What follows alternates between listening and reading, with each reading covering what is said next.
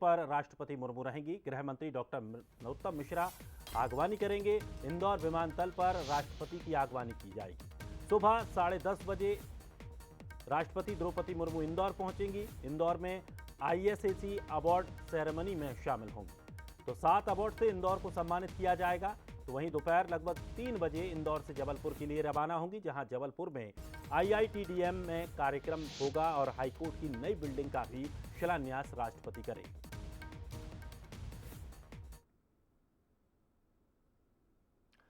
तो वहीं बीजेपी ने दूसरी सूची में इंदौर से कैलाश विजयवर्गीय को मैदान में उतारने का फैसला लिया है। इसके बाद कैलाश विजयवर्गीय अब एक्टिव मोड में नजर आ रहे हैं।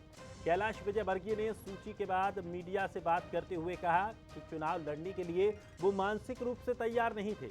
उन्होंने कहा कि पिछले 10 सालों से वो चुनाव लड़ा रहे हैं, अब गली गली घूमकर वोट मांगूंगा, ये बिल्कुल नहीं सोचा था। पार्टी ने मुझे 80 से 90 सीटों की जिम्मेदारी सौंपी है। मेरा फोकस उन सीटों पर रहेगा और सरकार बनाने के लिए मैं काम करूंगा। साथ ही उन्होंने कहा कि कार्यकर्ताओं ने 1 लाख वोटों से जीत का टारगेट रखा है और जीत बीजेपी की ही होगी। और चलिए अधिक जानकारी के लिए हमारे सहयोगी अखिलेश सेन सीधे हमारे साथ जुड़ गए हैं। अखिलेश, कैलाश विजयवर्गीय का नाम इंदौर 1 विधानसभा सीट से जैसे ही सामने आया और अब कैलाश विजयवर्गीय एक्टिव भी दिखाई दे रहे हैं।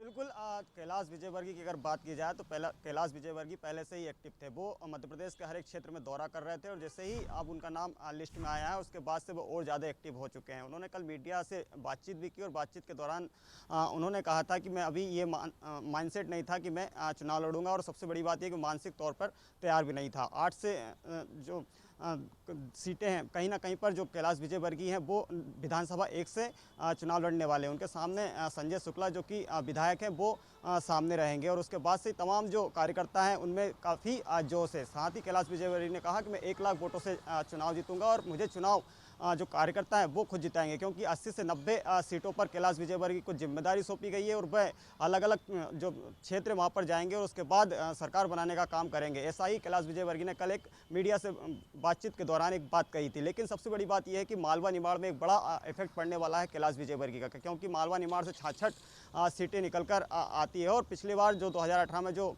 बीजेपी से गलतियां हुई थी उन गलतियों का बीजेपी दोहराना नहीं चाहती। इसीलिए विजयवर्गीय जैसे तमाम जो धुरंधर है उन्हें इस बार चुनाव मैदान में उतारा गया है और किसी ने सोचा भी नहीं था कि ये जो बड़े नाम है ये कभी आप चुनाव लड़ेंगे, क्योंकि साफ तौर पर उन्होंने कहा था कि मैं 10 सालों से चुनाव लड़ा रहा हूँ और उसके बाद अब कहीं ना कहीं पर जाकर मुझे खुद को चुनाव लड़ना पड़ रहा है और लोगों के बीच में जाकर वोट मांगना पड़ेगा। लेकिन मालवा निमाड़ की अगर बात की जाए, क्योंकि बीजेपी ने 2 जो संभाग है उस पर कहीं ना कहीं पर कैलाश विजयवर्गीय की निगाह है और उसी को लेकर कहीं ना कहीं पर कैलाश विजयवर्गीय को चुनाव में उतारा है।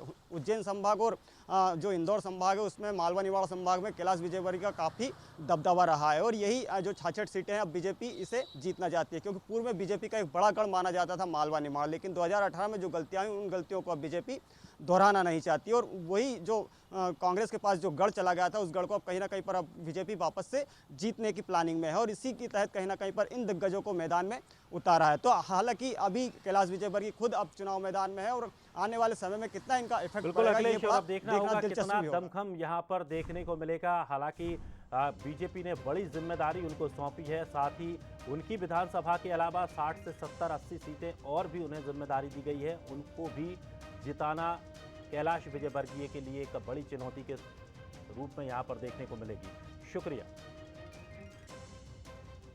मैंने तो कहा कि जीतने के लिए मैं आया हूँ, उन्होंने कहा कि 1 लाख का लक्ष्य है और हम 1 लाख से जिताएंगे। ये कार्यकर्ताओं का लक्ष्य, मेरे द्वारा लक्ष्य नहीं दिया गया है। हाँ, मतलब एक माइंडसेट नहीं था चुनाव लड़ने का, ये बात सही है कि मैं चुनाव लड़ूंगा। अब ऐसा लग नहीं रहा था, क्योंकि जिस रास्ते पर मैं पिछले 10 साल से चल रहा हूँ वहाँ चुनाव लड़ाने के लिए जा रहा हूँ, मैं प्रचार के लिए जा रहा हूँ और 10 साल में एकदम ऐसा माइंडसेट बन गया था कि अब जाकर गली गली घूमूं और वोट मांगूं, ऐसा मतलब माइंडसेट नहीं था। पर पार्टी की इच्छा है, पार्टी ने जो आदेश दिया उसका पालन करूंगा। आपने कार्यकर्ताओं से अनुमति मांगी बाहर जाने की? कम से कम 80-90 सीटें हैं। और चलिए अब आपको मध्य